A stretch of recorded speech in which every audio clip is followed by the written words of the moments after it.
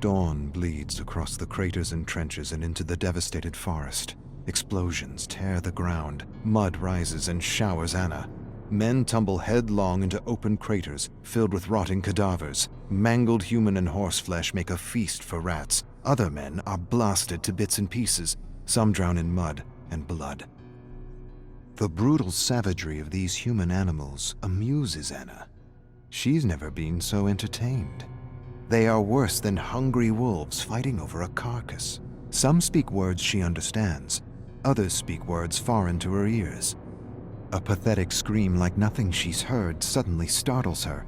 She follows the source of the sound into the decimated forest, where she sees a small canvas tent and Russian soldiers guarding foreign prisoners. She watches them all evening. She watches horrified when they execute one of the horses for dinner.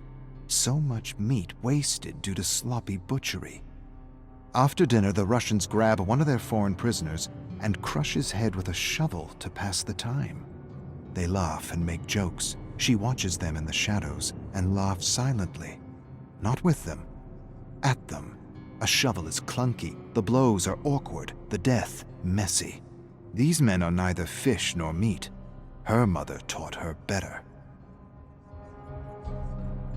She was going to search for another pack of human animals, but something catches her eye.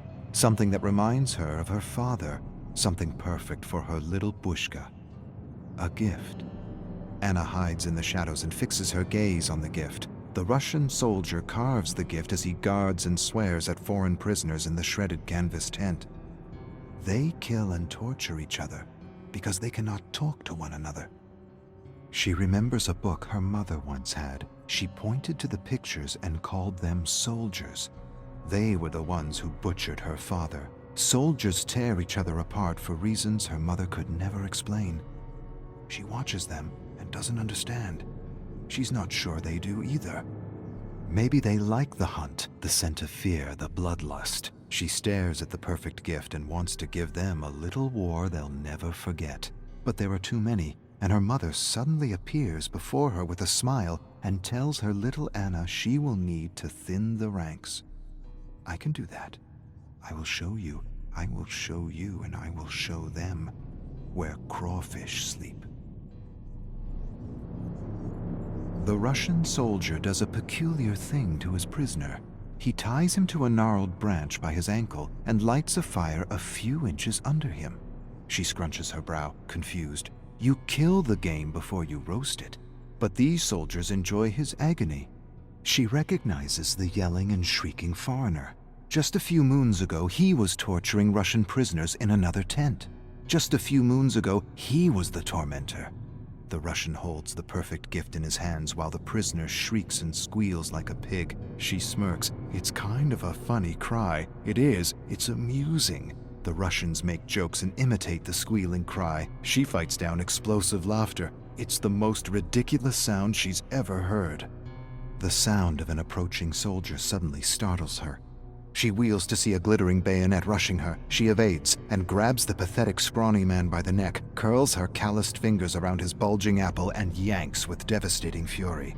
With a choked gurgle, he collapses and lies dead on the ground with his throat torn out. She returns her attention to the laughing Russians and the squealing human swine. She smiles. They'll all be making similar sounds when she's through with them. 4 Russian soldiers lurk around the tent searching for their missing comrade. Anna stealthily tracks one soldier, inching closer and closer with every step. Poor pea-green mule. He has no sense these will be his last few breaths. She watches him for a long moment, then strategically steps on a twig. The crack makes him turn, but before he meets Anna's gaze, her axe splits his nose between the eyes, smashing his teeth and severing his tongue. She covers his bloody mouth with her hand as she rummages through his pockets for the perfect gift. Nothing. She raises her hand to let the choking, gurgling sounds lure the other 3. Carefully they approach with their bayonets raised and ready. She grinds her teeth in fury and bloodlust. She rolls their comrade's severed head in their midst. A moment of shock, and it's all she needs as she leaps out and drops 2 soldiers with one lash of her axe. The other soldier rushes in with a scream, and she meets him with a sweeping stroke that severs his head clean off the torso. A geyser of blood erupts as his headless torso staggers stupidly back and forth as though searching for its lost head. The torso staggers forward, then pitches backward and collapses. The sounds of another attack reach her before the blade. She lashes left and right, and the body collapses in mangled pieces. The soldier stares at the pieces of his body around him in terror. She laughs and thinks about that story her mother used to tell her. Sorry, Yaitso. Can't be put together again.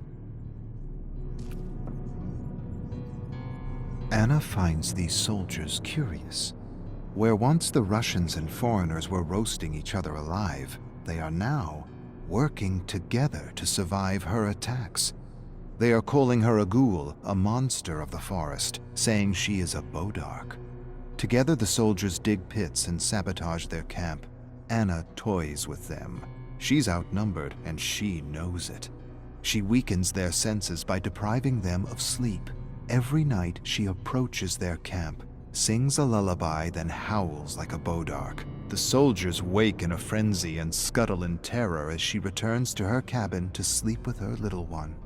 She rests for a few hours and then returns to her little war to reignite a cycle of terror. 1 or 2 sleepless nights and they'll be ripping each other apart. It'll be a matter of walking in and taking what belongs to her little Bushka.